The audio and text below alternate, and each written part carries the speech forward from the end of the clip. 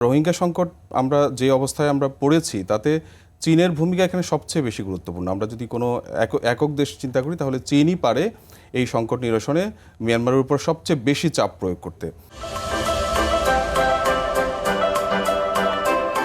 প্রিয় দর্শক, বাংলাদেশ এবং চীনের বন্ধুত্বপূর্ণ সম্পর্ক আজ এক নতুন উচ্চতায়। বিশেষ করে বর্তমান সরকারের বিভিন্ন লক্ষ্যমাত্রা এবং অর্থনৈতিক সংস্কারের এই সন্ধিক্ষণে পররাষ্ট্রমন্ত্রী ডক্টর খলিলুর রহমানের চীন সফর অত্যন্ত তাৎপর্যপূর্ণ।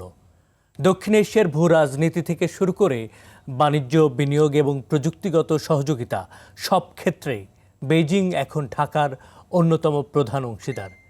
কিন্তু এই সফরের মূল এজেন্ডা কী? রোহিঙ্গা সংকট থেকে শুরু করে তিস্তা প্রকল্প কিংবা বড় ধরনের বিনিয়োগের ক্ষেত্রে চীন থেকে বাংলাদেশ কী প্রত্যাশা করছে? আর বৈশ্বিক মেরুকরণের এই সময়ে ঢাকা বেইজিং সম্পর্ক কতটা ভারসাম্যপূর্ণ? প্রিয় দর্শক, আরটিভি এবং চায়না মিডিয়া গ্রুপ সিএমজির বিশেষ আয়োজন চায়না ফোকাস অনুষ্ঠানে আপনাদের সঙ্গে আছি আমি শাহানশা রাসেল। আজকের বিষয়, পররাষ্ট্রমন্ত্রীর চীন সফর, ঢাকা বেইজিং সম্পর্ক কোন দিকে যাবে? যারা আছেন আমাদের স্টুডিওতে পরিচয় করে দিই তাদের সঙ্গে। আমার সঙ্গে আলোচক প্যানেলে আছেন মোহাম্মদ একরামুল হক সায়েম, সাংবাদিক। আমার সঙ্গে আরও আছেন Bangladesh Institute of International and Strategic স্টাডিজের গবেষণা পরিচালক ডক্টর মাহফুজ কবির। আপনাদের দুজনকেই স্বাগত আমাদের অনুষ্ঠানে। আমি প্রথমেই জনাব সায়েম আপনার কাছে আসতে চাই। পররাষ্ট্রমন্ত্রীর দায়িত্ব নেওয়ার পর ডক্টর খলিলুর রহমানের এটাই প্রথম চীন সফর। এই সফরের গুরুত্ব কতটুকু এবং এই সফর শুধুই মাত্র কি সৌজন্য সাক্ষাৎ, নাকি এটি বড় কোনো অর্জনের ইঙ্গিত? আপনি কি ভাবছেন? এটি অবশ্যই আসলে এখানে অনেক ধরনের অর্জন দু দেশের দিক থেকেই হওয়ার কথা রয়েছে।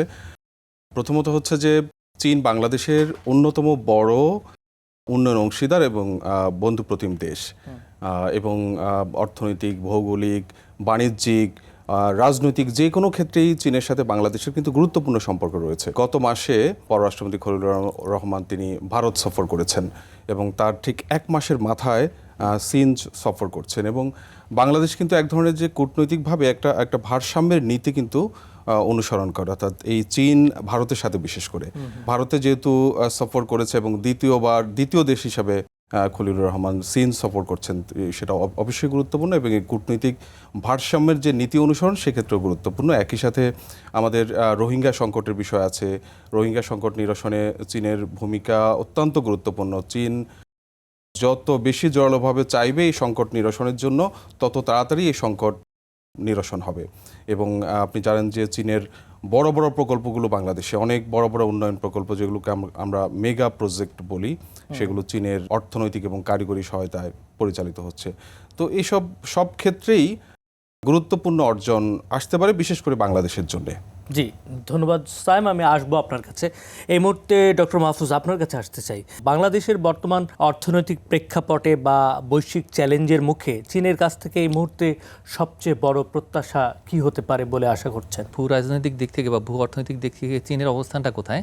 তাহলে আমি মনে করি যে এই যে মিডল ইস্ট ক্রাইসিস যেটা আমরা দেখতে পাচ্ছি এখন, কিন্তু যুদ্ধ থেকে আস্তে আস্তে শান্তির যে আলোচনা সেগুলো হচ্ছে। তো এই সময় আমরা একটা বড় রকমের কিন্তু চীনের একটা অবস্থান দেখতে পেয়েছি। এবং চীন যেমন এই পুরো বিষয়টা কিন্তু পেছনে ছিল, মানে এই পুরো যুদ্ধ তারা পর্যবেক্ষণ করছিল এবং তারা কিন্তু একটা নিজেরাও বৈশ্বিক ভারসাম্য তৈরির ক্ষেত্রে কিন্তু একটা বড় অবদান রেখেছে। আর এর পাশাপাশি খুবই গুরুত্বপূর্ণ একটা কাজ করেছে চীন বাংলাদেশের জন্য। সেটা হলো যে আমরা যখন এই যে তেল বা জ্বালানির যে সংকটে ভুগছিলাম, ঠিক সেই সময় আমরা দেখলাম যে চীন থেকে এই পুরো জ্বালানি একটা বিশাল চালান এলো বাংলাদেশে, এবং সেটা কিন্তু অনেকটা গেম চেঞ্জার হিসেবে কাজ করছে। এই মুহূর্তে কিন্তু আমরা প্রায় প্রতিবারই যখন কিন্তু এই নতুন নতুন সমস্ত জাহাজগুলো আসছে, তো সেখানে কিছু না কিছু জ্বালানি কিন্তু আমরা পাচ্ছি চীন থেকে। এবং এইটা যে কত বড় সহায়তা হয়েছে বাংলাদেশের জন্য সেটা কিন্তু বলে বোঝানো যাবে না। যখন বিপদ হয় তখনই কিন্তু বন্ধুত্বকে আমরা চিনতে পারি, এবং চীন যে আমাদের সত্যি সত্যি একটা খুব বড় বন্ধু সেটা কিন্তু আমরা এই মুহূর্তে দেখলাম। এটি ছাড়াও যদি আমরা মানে বাণিজ্যের ক্ষেত্রে দেখি, তাহলে সেক্ষেত্রে চীন তো অবশ্যই বাংলাদেশের সবচেয়ে বড় বাণিজ্য অংশীদার, এবং চীন থেকে আমাদের সব রকমের পণ্য আসে। এখানে যে আমাদের পুরো দেশের সবচেয়ে বড় রপ্তানি পণ্য গার্মেন্টস পণ্য, তো সেইটার পুরো ব্যাকওয়ার্ড লিঙ্কেজটা কিন্তু চীনে। সেখান থেকে মেশিনারি আসছে, সেখান থেকে র ম্যাটেরিয়াল, ফেব্রিক, ইন্টারমিডিয়েট গুড সব কিছু আসছে ওখান থেকে। তো যার ফলে ওই জায়গাটাতে কিন্তু অত্যন্ত শক্তিশালী একটা সম্পর্কের ক্ষেত্র তৈরি হয়েছে। তো এই কারণে গ্লোবাল ভ্যালু চেইন বলতে যেটা বোঝায়, তো সেইটাই বাংলাদেশের সঙ্গে চীনের একটা নিবিড় সংযোগ রয়েছে। তো এটি ছাড়াও আরেকটা বিষয় আপনি একটু খেয়াল করবেন, সেটা হলো যে এই মুহূর্তে বর্তমান সরকারের যে এই জ্বালানি নীতি এবং বিশেষ করে যে নবায়নযোগ্য জ্বালানি, সেখানে চীন হলো পৃথিবীতে সবচাইতে এগিয়ে। তো সেই জায়গাতে কিন্তু হাব বলা যায় চীন। হ্যাঁ, এবং টেকনোলজি হাব। তো পৃথিবীর সমস্ত রকমের যে রিনিউয়েবল এনার্জি টেকনোলজি, সেটা কিন্তু গোড়া চীনে। তো সুতরাং এখন আমরা দেখতে পাচ্ছি যে ধীরে ধীরে ওই জায়গাতে কিন্তু একটা বড় সংযোগ তৈরি হচ্ছে।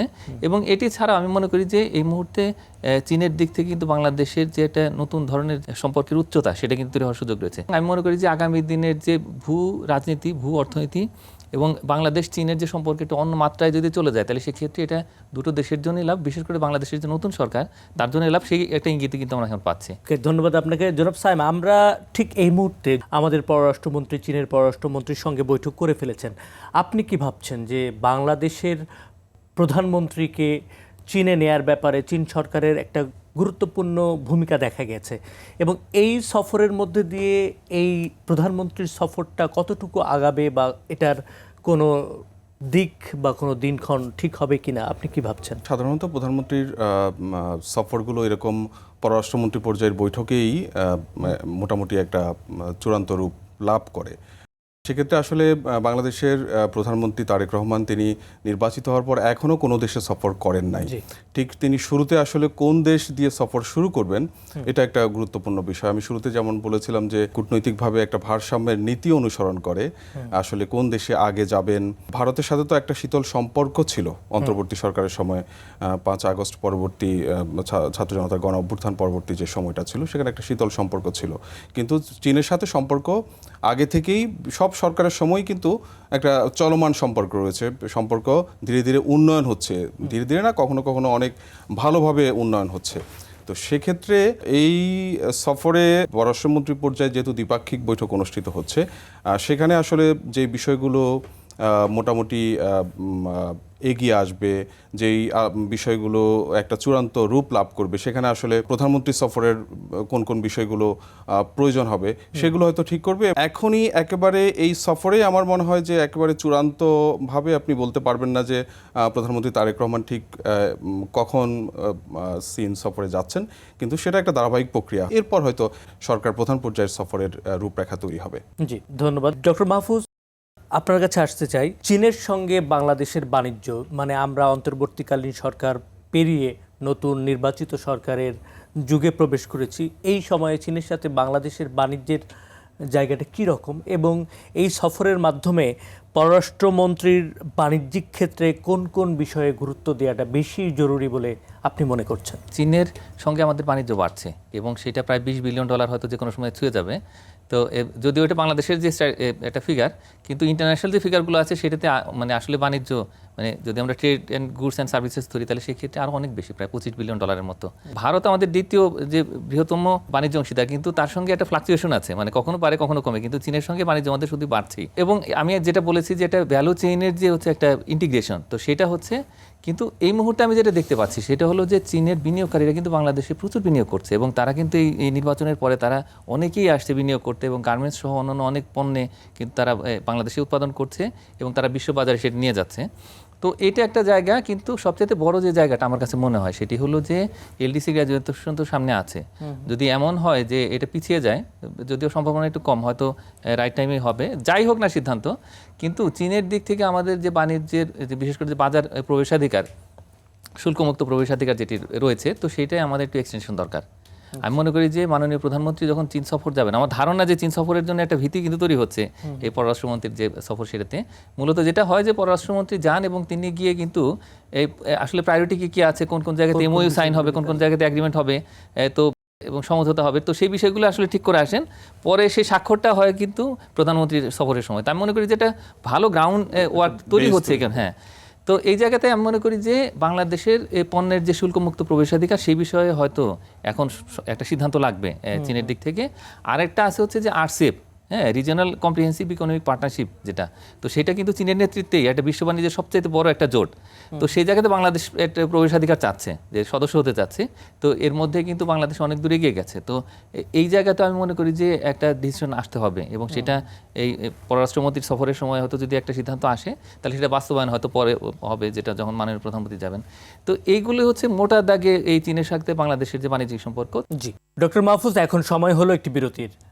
প্রিয় দর্শক, আপনারা দেখছেন RTV এবং চায়না মিডিয়া গ্রুপের সহযোগিতায় আলোচনা অনুষ্ঠান চায়না ফোকাস। এ পর্যায়ে নিচ্ছি ছোট্ট বিরতি, সঙ্গেই থাকবেন।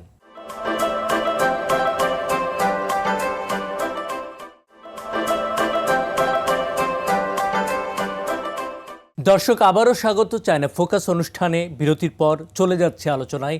কথা বলছিলাম পররাষ্ট্রমন্ত্রীর চীন সফর, ঢাকা বেজিং সম্পর্ক কোন দিকে যাবে। জনাব সায়েম, রোহিঙ্গা প্রত্যাবাসন নিয়ে আমরা বহুদিন ধরে কাজ করছি এবং চীন এক্ষেত্রে একটি মধ্যস্থতার ভূমিকায় অবতীর্ণ হয়েছিল বরাবরই।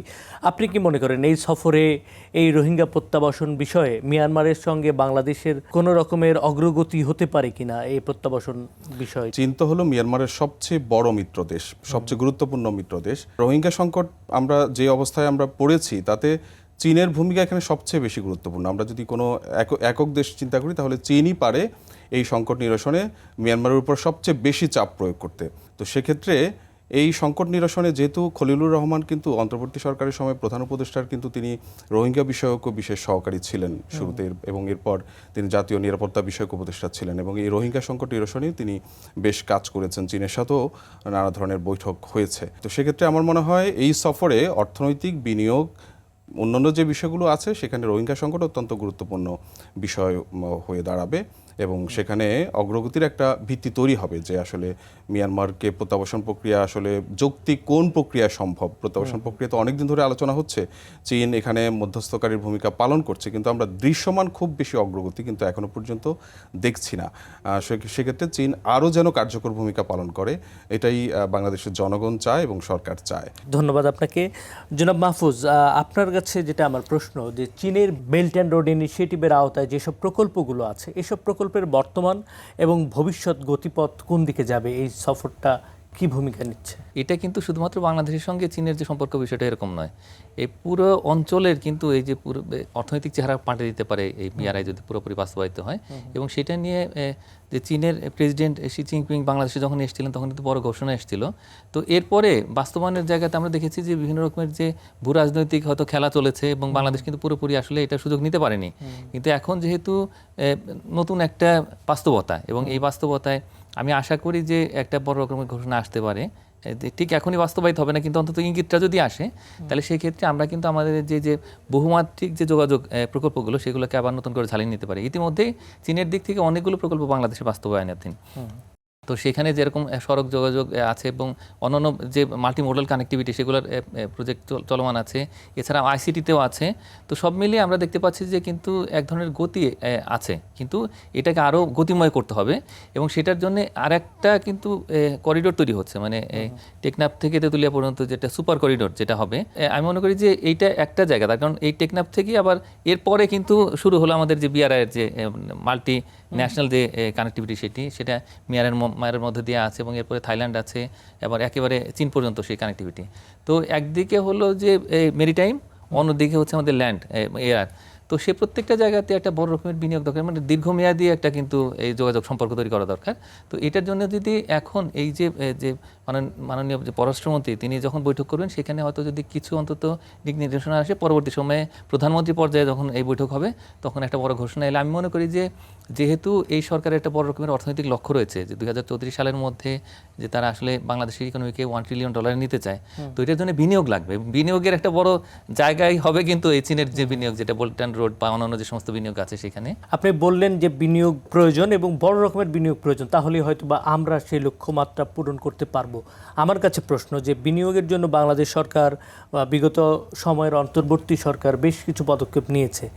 বিনিয়োগ আকর্ষণ করতে আসলে মূল কৌশলটা কি হওয়া উচিত? আপনি একজন অর্থনীতি বিশ্লেষক হিসেবে কি মনে করেন? বিনিয়োগের জন্য আপনি ঠিকই বলেছেন, তারা উদ্যোগ নিয়েছিল, একটা কিন্তু ইন্টারন্যাশনাল সামিটও হয়েছিল, হ্যাঁ, এবং সেই সামিটে আমি নিজে অংশগ্রহণ করেছি এবং আমি দেখেছি যে চীন থেকে কিন্তু বড় প্রতিনিধি দল এসছে, ওই সম্মেলনের পরেও তারা আবার এসছে, এবং 50 জন 100 জন করে কিন্তু তারা এসছেন, বিভিন্ন সময় তারা ঘুরে গেছেন। কিন্তু তারা দেখেন যে আসলে বাংলাদেশের যে বিভিন্ন রকমের পলিসি রয়েছে, অ্যাক্ট আছে, ইভেন বিডার কিন্তু নানা রকমের উদ্যোগ আছে, কিন্তু তারপরেও ওগুলো অনেকটাই কাগজেই আছে, কিন্তু বাস্তবে গেলে দেখা যায় নানা রকমের বাধা আছে ওইখানে। তো যার ফলে চীনা বিনিয়োগকারীরা যখন আসেন বাংলাদেশে, তখন যখন দেখেন যে না জমি অধিগ্রহণের সমস্যা, তারপরে সেখানে যেহেতু রেজিস্ট্রেশন প্রসেসে প্রবলেম, যদিও ওয়ান স্টপ সার্ভিসের কথা বলা হচ্ছে এই বিডার থেকে, কিন্তু আলটিমেটলি সেটা ওয়ান স্টপ হয় না। বিভিন্ন দাঁড়ে দাঁড়িয়ে গিয়ে ঘুরে অনেক সময় লাগে আসলে এই রেজিস্ট্রেশন পেতে, এবং বিভিন্ন রকমের অ্যাপ্রুভাল এটার জন্য অনেক সময় যায়। এটা ছাড়াও বাংলাদেশের যে ব্যাংকিং খাতে, এখানে কিন্তু বিনিয়োগের খরচ অনেক বেশি, মানে সুদের হার অনেক বেশি। সব মিলে আমার কাছে মনে হয় কি যে আমরা কাগজে যে ধরনের কথাবার্তা বলেছি, আমাদের আইনে যেগুলো আছে, তো সেটা যদি আমরা বাস্তবায়ন করতে পারি, এবং একই সঙ্গে আমাদের যে স্পেশাল ইকোনমিক জোনগুলো আছে সেগুলোকে যদি আমরা আর একটু বেশি মানে ইকুইপ করতে পারি উইথ ইউটিলিটিস, তাহলে সেক্ষেত্রে আমার ধারণা যে চীন থেকে অনেক বিনিয়োগকারীরা আসবে। এবং বাংলাদেশের যেটা সবচেয়ে বড় প্রয়োজন সেটা হলো যে এই মুহূর্তে একটা ইম্পোর্ট সাবস্টিটিউশন স্ট্র্যাটেজি দরকার, এবং সেটার জন্য বাংলাদেশে অনেক হয়তো পণ্য আছে যেগুলো আমরা খুবই কস্টলি, কিন্তু বাংলাদেশের আসলে এই যে ব্যাকওয়ার্ড লিঙ্কেজ তৈরি করার জন্য সেখানে চীনের বিনিয়োগটা দরকার। কেমিক্যালস আছে, তারপরে আমাদের যে ইন্টারমিডিয়েট গুডস, তারপরে অনেক রকমের পণ্য আছে, মানে বিশেষ করে ম্যানুফ্যাকচারিংয়ের জন্য। তো সেগুলোতে চীন আবার অনেক ভালো করছে, কিন্তু ওইখানকার নিজেদের প্রোডাকশনই কস্টলি, তার কারণ ওদের কিন্তু লেবার কস্ট অনেক হাই, অনেক বেশি। তো যার ফলে বাংলাদেশে একটা বড় সুযোগ যে এখানে যদি আমরা বিনিয়োগের পরিবেশ তৈরি করে দিতে পারি, তাহলে সেক্ষেত্রে তারা এসে বাংলাদেশে বিনিয়োগ করবে। বাংলাদেশের ক্ষেত্রে যেটা হয় যে ব্যবসায়ীরাই বলে যে বাংলাদেশে বিদ্যুৎ এবং গ্যাসের একটা সমস্যা তৈরি হয় তাদের ব্যবসার ক্ষেত্রে। আমার মনে হয় যে এখনই সরকারের উচিত যে নিউ এনার্জি অথবা নবায়নযোগ্য জ্বালানির দিকে দৃষ্টি দেয়া এবং বিনিয়োগের এই পরিবেশটাকে আরও গুরুত্বপূর্ণ করে তোলা, যাতে বিনিয়োগগুলো বা বিদেশি বিনিয়োগগুলো আসে। আপনি কি ভাবছেন? এই রিনিউয়েবল এনার্জিতে আমাদের এখন হেভিলি ইনভেস্ট করতে হবে। আমরা ইতিমধ্যে দেখেছি যে চীনের যে সমস্ত প্রযুক্তি আছে, বিশেষ করে যে সোলার এনার্জি, সেগুলো কিন্তু আমাদের ইপিজেডগুলোতে অনেক জায়গাতে কিন্তু ইনস্টল করা হয়েছে, এবং তাদের যে এনার্জি রিকোয়ারমেন্ট সেটার একটা অংশ আসে কিন্তু এই নবায়নযোগ্য জ্বালানি থেকে। তো ওয়েস্ট টু এনার্জি আছে, যেখানে চীন কিন্তু সারা পৃথিবীতে একটা নেতৃত্বের ভূমিকাতে আছে। যেমন তো সেই জায়গাতে আমি মনে করি যে আরও বিনিয়োগ আকর্ষণ করা প্রয়োজন। ওগুলোতে বিনিয়োগ আসলে যেমন নবায়নযোগ্য জ্বালানিতেও চীনা বিনিয়োগ আসবে, এবং ওইখান থেকে আমাদের জ্বালানি কিন্তু এই ইন্ডাস্ট্রিয়াল জোনগুলোতে যাবে। এইভাবে করে যদি আমরা বিনিয়োগের যে পরিবেশ তৈরি করতে পারি, বিশেষ করে যে জ্বালানি সমস্যার সমাধান করতে পারি, তাহলে সেক্ষেত্রে চীনের থেকে আরও অনেক বেশি বিনিয়োগ সামনের দিনগুলোতে আসবে। যে আমার এখন সবচেয়ে গুরুত্বপূর্ণ একটা বিষয় হচ্ছে যে রাজনৈতিক একটা স্থিতিশীলতা আছে, রাজনৈতিক আন্দোলন, সংঘাত, সহিংসতা এগুলো নেই, যেগুলোর কারণে আসলে বিগত সময়গুলোতে এক ধরনের এই বিনিয়োগ আকর্ষণে আমাদের সমস্যা ছিল। এটা কিন্তু একটা গুরুত্বপূর্ণ বিষয়। বর্তমান বাস্তবতায় যে ধরনের প্রতিবন্ধকতাগুলো আছে সেগুলোকে কাটিয়ে উঠে কিভাবে আমরা বাংলাদেশ সরকারের লক্ষ্যমাত্রাকে অর্জন করতে গেলে আরও বিদেশি বিনিয়োগ দরকার। আসলে বাংলাদেশের অর্থনৈতিক মেরুদণ্ডকে শক্ত করতে গেলেই এর বিকল্প কিছুই নেই।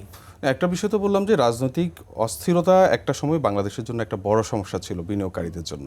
তো এখন যেহেতু রাজনৈতিক স্থিতিশীলতা আছে এবং চীনের সাথে এই যে অর্থনৈতিক সম্পর্ক বিগত সময়ে, অর্থাৎ বিগত সরকার, যে এর আগে সরকারও করেছে, কিন্তু বিগত সরকারের সময় অনেক ধরনের রোডম্যাপ তৈরি হয়েছে বিনিয়োগ, বাণিজ্য সব ক্ষেত্রেই। সেক্ষেত্রে এই সরকারেরও সেই আগ্রহটা আছে। তো সেক্ষেত্রে যদি আমাদের যে আমলাতান্ত্রিক জটিলতাগুলো, আমাদের যে অভ্যন্তরীণ যে বিভিন্ন ধরনের প্রতিবন্ধকতাগুলো, এগুলো আসলে দূর করা যায়, তাহলে চীনের ইনভেস্টমেন্ট এখানে অনেক বেশি আনা সম্ভব। যেহেতু এখানে শ্রমের মূল্যটা খুব কম, এখানে যদি কারখানা প্রতিষ্ঠা করা হয়, যেহেতু ইকোনমিক জোন আছে, আলাদা অর্থনৈতিক জোন আছে, সেই জোনগুলোতে করা হয়, এটা চীনের জন্য সাশ্রয় হবে, বাংলাদেশের জন্য অর্থনৈতিকভাবে সমৃদ্ধির হবে, দুপক্ষের জন্য একটা উইন উইন সিচুয়েশন।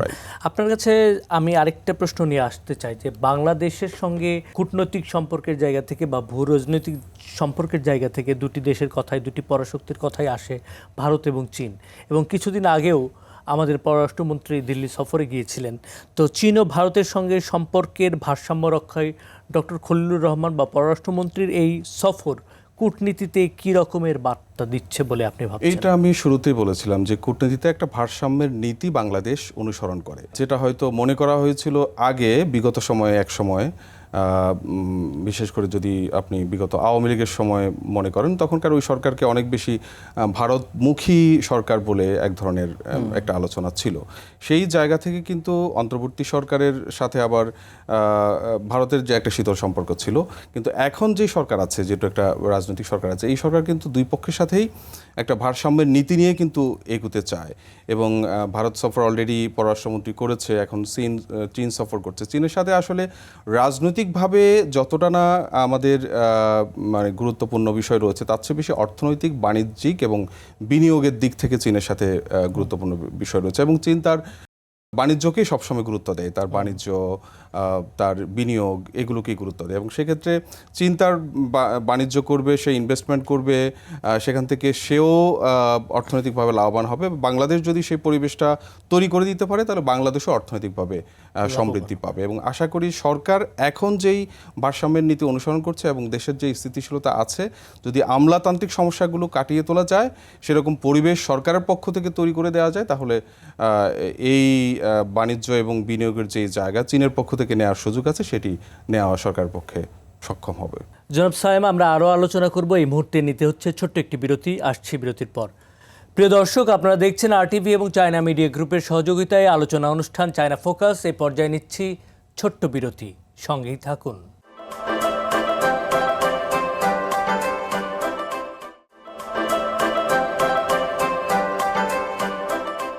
দর্শক, আবারও স্বাগত চায়না ফোকাস অনুষ্ঠানে। বিরতির পর চলে যাচ্ছে আলোচনায়। কথা বলছিলাম পররাষ্ট্রমন্ত্রীর চীন সফর, ঢাকা বেজিং সম্পর্ক কোন দিকে যাবে। ডক্টর মাহফুজ, একটি অত্যন্ত গুরুত্বপূর্ণ বিষয় যে বর্তমান বিশ্ব প্রযুক্তি এবং বিজ্ঞান এবং এআই নির্ভর হয়ে গেছে। সেক্ষেত্রে বিজ্ঞান প্রযুক্তি বা নিরাপত্তা খাতে দু দেশের সহযোগিতা বাড়াতে কোন ধরনের দিকগুলোকে বেশি গুরুত্ব দেওয়া উচিত, এবং পররাষ্ট্রমন্ত্রীর এই সফরে এখন এবং পরবর্তীতে কিভাবে এই বিষয়গুলোকে আসলে নজরে রাখা দরকার? যদি আমরা বর্তমান বিশ্বে যে প্রযুক্তির দিক থেকে শীর্ষস্থানীয় কোনো দেশের কথা বলি, তাহলে সেক্ষেত্রে অবশ্যই সেটা চীন। যদি আমরা বলি যে মার্কিন যুক্তরাষ্ট্র পৃথিবীর সবচেয়ে বড় অর্থনীতি, কিন্তু প্রযুক্তির দিক থেকে মার্কিন যুক্তরাষ্ট্রের মানে সাপেক্ষে চীন অনেক দূরে গিয়ে আছে। তাদের যে প্যাটেন্ট অ্যাপ্লিকেশন, সেটা কিন্তু অন্য যে কোনো দেশের তুলনায় কিন্তু দ্বিগুণেরও বেশি, এবং তারা প্রতিদিন উদ্ভাবনের দিকে যাচ্ছে। তাদের এক একটা ইউনিভার্সিটি, এক একটা থিঙ্ক ট্যাঙ্ক, ওগুলো হচ্ছে ল্যাবরেটরি। তাদের পিএইচডি থিসিসগুলো কিন্তু আসলে যন্ত্র তৈরির কারখানা। আগামীর পৃথিবী কিন্তু প্রযুক্তি নির্ভর পৃথিবী, এবং এই যে 4th ইন্ডাস্ট্রিয়াল রেভলিউশন, সেটা কিন্তু আমরা এখন দেখতে পাচ্ছি এআই দিয়ে। হ্যাঁ, তো এবং এই জায়গাতে চীন কিন্তু এখন অনেক দূর এগিয়ে গেছে, যেরকম সেমনি করে যে চীনের প্রযুক্তিগুলো অনেক সস্তা। এই জায়গাতে আমরা কিভাবে তাদের সঙ্গে আরও বেশি বেশি করে আসলে চুক্তি করে এই প্রযুক্তিগুলো হস্তান্তরের ব্যবস্থা করতে পারি, সেগুলো করতে হবে। একটা জায়গা হচ্ছে যে বিনিয়োগের মাধ্যমে প্রযুক্তি হস্তান্তর, আরেকটা হচ্ছে যে ইউনিভার্সিটি টু ইউনিভার্সিটির যে একটা সহযোগিতা, সেটা। এইভাবে মাল্টি ডাইমেনশনাল ওয়েতে আমাদের অগ্রসর হতে হবে, এবং সেটার জন্য এখন থেকে আসলে রূপরেখা তৈরি করতে হবে। আমরা বাণিজ্যের ক্ষেত্রে যাই বলি না কেন, বা বিনিয়োগ যাই হোক না কেন, এই বিজ্ঞান প্রযুক্তি দিবে আমাদের ভবিষ্যতের ভিত্তি। তো সেই জায়গাতে আমাদের চিন্তা করে এখনই কিন্তু আমাদের একটা পরিকল্পনা বা কৌশল তৈরি করা দরকার। চীনের যে প্রযুক্তিগত বিপ্লব, তাদের যে বিস্ময়কর উত্থান, তো সেটাকে আমরা কিভাবে আমাদের কৌশলে কাজে লাগাতে পারি।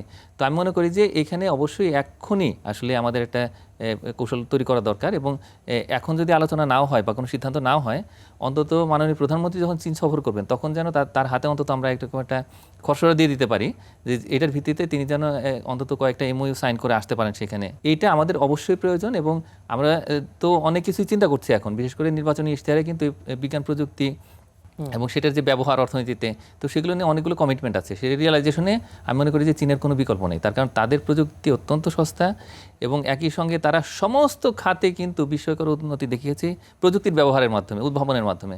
তো সুতরাং আমাদেরও সেই দিকে যেতে হবে, এবং এখানে আমাদের দুটো দেশের মধ্যে সহযোগিতার কোনো বিকল্প নেই।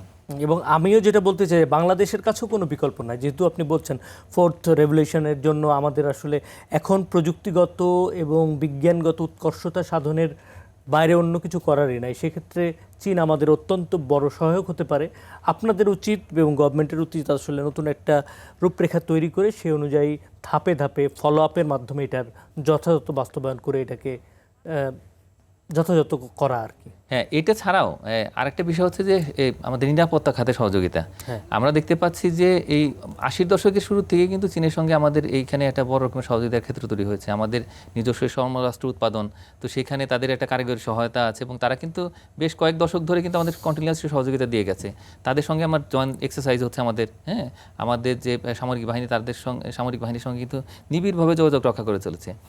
একটা বিষয় হচ্ছে যে আমরা রিসেন্ট যে সমস্ত ওয়ারফেয়ার যেগুলো হয়েছে, সেখানে চীনা প্রযুক্তির যে সমস্ত অস্ত্র বা অন্য যে জাহাজ, উড়োজাহাজ, এগুলোর যে ব্যবহার, তো যুদ্ধ বিমান, যুদ্ধ জাহাজ, হ্যাঁ, তো সেগুলো দেখা যাচ্ছে যে পৃথিবীর অন্যান্য অনেক প্রতিষ্ঠিত যে সমস্ত সামরিক সরঞ্জাম তার চাইতে ভালো করেছে। তো সুতরাং এইখানেও কিন্তু আমাদের সহযোগিতার যথেষ্ট সুযোগ আছে। অন্যান্য দেশেরও কিন্তু এই সামরিক সহযোগিতা আমাদের প্রয়োজন হবে, কিন্তু চীনের যে সমস্ত সামরিক সরঞ্জামগুলো আছে সেগুলো কিন্তু তুলনামূলকভাবে সস্তা এবং খুবই কার্যকরী।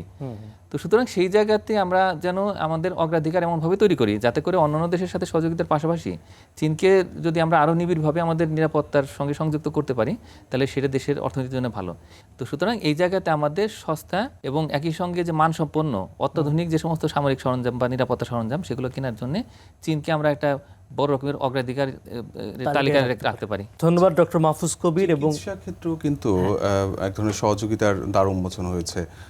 কুনমিংয়ে বেশ কয়েকটি হসপিটালের সাথে একটা চুক্তি হয়েছে অন্তর্বর্তী সরকারের সময়, এবং পূর্বাঞ্চলে কিন্তু একটা বিশ্বমানের হসপিটাল চীনের সহযোগিতা করার একটা প্রক্রিয়া আছে।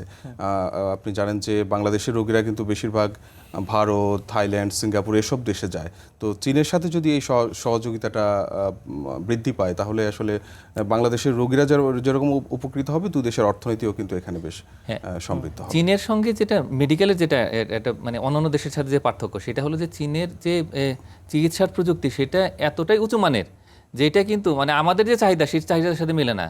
তারা যেভাবে রোবোটিক্সকে ব্যবহার করে, ন্যানো টেকনোলজিকে ব্যবহার করে, সেটা কিন্তু এখনও এই আশেপাশের দেশগুলোতে যেমন ভারত, থাইল্যান্ড বা সিঙ্গাপুরে সেটার কোনো ব্যবহারই হচ্ছে না এখনো পর্যন্ত। তো তারা অত্যন্ত উচ্চ মানের যে চিকিৎসাগুলো দেয় সেটার সঙ্গে আমাদের আস্তে আস্তে কিন্তু হ্যাবিচুয়েটেড হতে হবে। তার কারণ যে চিকিৎসার জন্য আমরা বছরের পর বছর অর্থ খরচ করছি কিন্তু কোনো কাজ হচ্ছে না, কিন্তু চীনের এই প্রযুক্তি দিয়ে কিন্তু সেটা খুব দ্রুত কিন্তু সেটা ফল আসে।